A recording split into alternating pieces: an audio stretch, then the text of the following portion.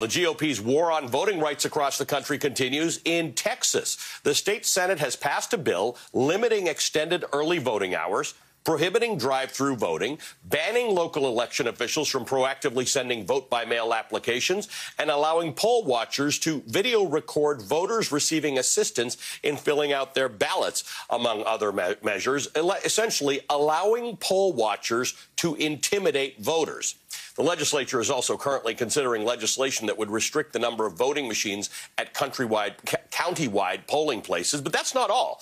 In fact, according to the Brennan Center for Justice, the Texas legislature is currently considering more than 100 proposals to severely restrict voting rights and voting access. And now NBC News has learned that Texas Republicans are actively trying to recruit a quote of, well, an army, really, of 10,000 poll watchers, all to fight voter fraud in Houston, which is not non-existent.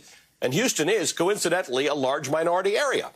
Remember, the 2020 election was extremely safe and secure, with absolutely no evidence of widespread voter fraud of any kind. All of this is based off of dear leader Donald's election lie, a delusional and racist fantasy that he and the GOP made up as an excuse for losing the presidency, the Senate, the House, and scores of local legislative seats across the country. This isn't about protecting voting. This is the actual fraud. It's a desperate power grab aimed at preventing the opposition from voting. Joining me now is a great friend of the show, Roland Martin. He's the host of the show Roland Martin Unfiltered. And Roland, we have talked to you for years. You and I have talked for many years about a host of things. We haven't always talked about Texas. You're from Texas. You live this. You know what it's like to be a black person in Texas. And right now, all of these laws are actually focused on black and brown people in Texas.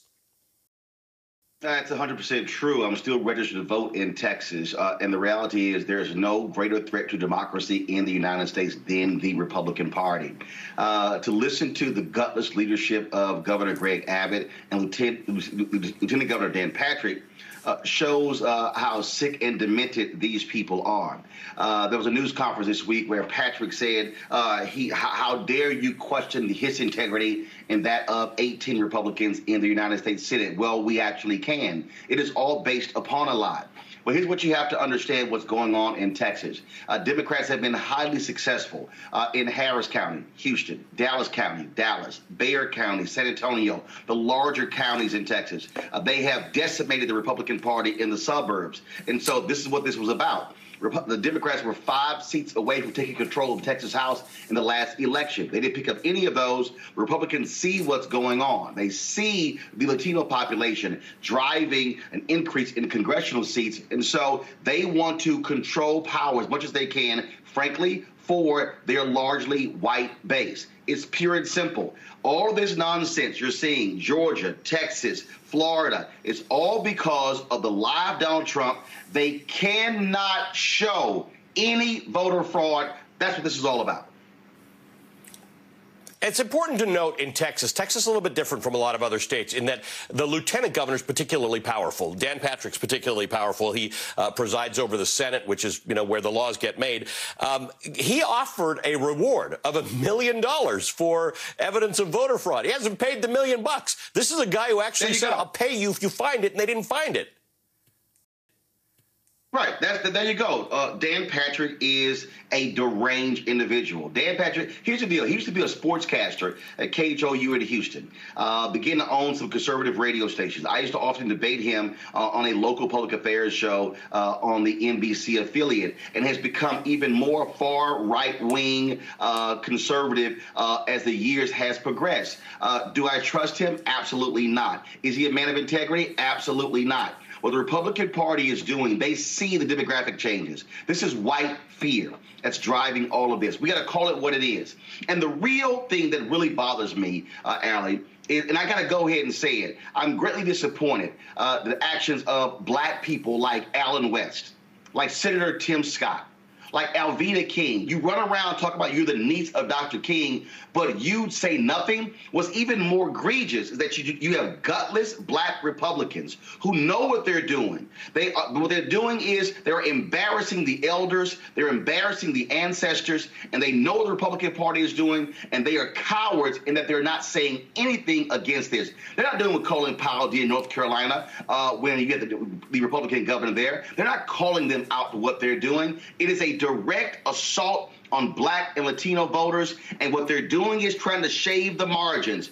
They see this train coming, and instead of trying to appeal to broader voters with policies, they want to say, let's cheat. And this is pure cheating. You want to talk about election rigging? Okay, so let me ask you about that, Roland, because you have told me for years, you have really educated me on the power of black conservatives. There are a lot of conservatives in the black community, and they can, if they wish to, enter the arena and compete in the field of ideas. But that's not where Republicans are going with black people. That's not where Republicans are going with Latinos right now. They're going somewhere else. They're saying, we're just going to hold off on letting you vote. We're not actually going to tell you why it would be worth it for black people and Latinos to vote for Republicans. Yeah, they don't want to compete for black votes. They compete more for Latino votes. It's sort of like 70-30, but their attitude is pretty much, okay, fine, we've given up on y'all. And the Trump folks, there was a slim margin, a sliver. Hey, we can appeal to black men who are disaffected with both parties. They know black women hate the Republican Party more than anybody else, but they don't want to compete. And what angers me when it comes to black Republicans like Senator Tim Scott, like Congressman Burgess Owens, if you actually had the guts, stand up. They would stand down. Be like the late Republican Senator Edward Brooke, the first African-American elected to the Senate since Reconstruction of Massachusetts, who stood up to Southern Democrats and moderate Republicans and stop the filibuster of the Fair Housing Act in 1968. Stand up and call out your party and say, this is not right. We should be expanding access. But how do you oppose drive-in voting? How do you oppose what Chris Harris was doing in Harris County? How do you oppose that? It's because they do not want to compete with ideas. And I've said to Abbott and to Patrick and to these folks, I will do everything in my power to fight this because I am a man. I am a black man. I am a native Texan. And what they need to understand, the Republican Party, listen to me clearly. What my frat brother Vertner Woodson Tandy said best, my alpha brother, we will fight until hell freezes over, and then we will fight on the ice. There is no greater issue for black folks than the fundamental right to vote, and that will never change. I will remind you, you don't need reminding, I'll let our viewers know, Senator Edward Brooke of Massachusetts, black Republican, is the guy who kept reintroducing bills to get Martin Luther King recognized for an annual day that celebrated him. So there is still an opportunity for black Republicans to do the right thing here, come out against what their party is doing, and argue on the field of ideas. Yeah.